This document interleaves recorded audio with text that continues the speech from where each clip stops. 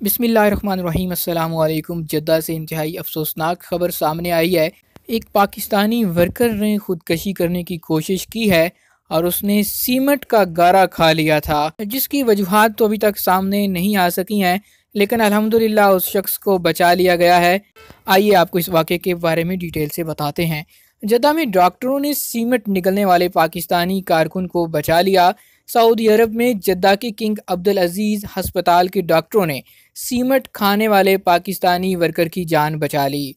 Pakistani worker ने मुबैना तौर पर खुदकशी की कोशिश की और सीमेंट का गारा खा लिया था और उसके मैदे में सीमेंट की तह बन गई थी। शदीद दर्द के आलम में उसे इलाज के लिए अस्पताल ले जाया गया।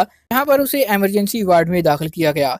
किंग अब्दुल अजीज़ अस्पताल के तिब्बी अमले ने गैर मुल्की कारकुन के मुख्तलिफ एक्सरे लिए और फौरी तौर पर ऑपरेशन का फैसला किया। 3 घंटे तक ये ऑपरेशन जारी रहा। रिपोर्ट में कहा गया है कि डॉक्टरों की टीम ने मैदे से सीमेंट की तह साफ कर दी है। सीमेंट उसकी आंतों में जम गया था। पाकिस्तानी की उम्र जो बताई जा रही है वो तीसरे अशरे में है। उसकी हालत अब ख़तरे से बाहर है।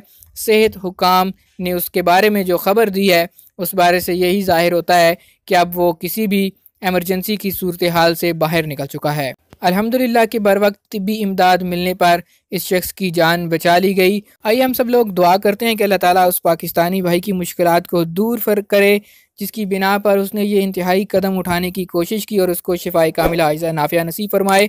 सऊदी अरब के हवाले से बाखबर रहने के लिए हमारे चैनल को सब्सक्राइब कीजिए, बेल आइकॉन प्रेस कीजिए ताकि नई आने वाली वीडियोज़ की नोटिफिकेशन आप तक पहुँच सकें।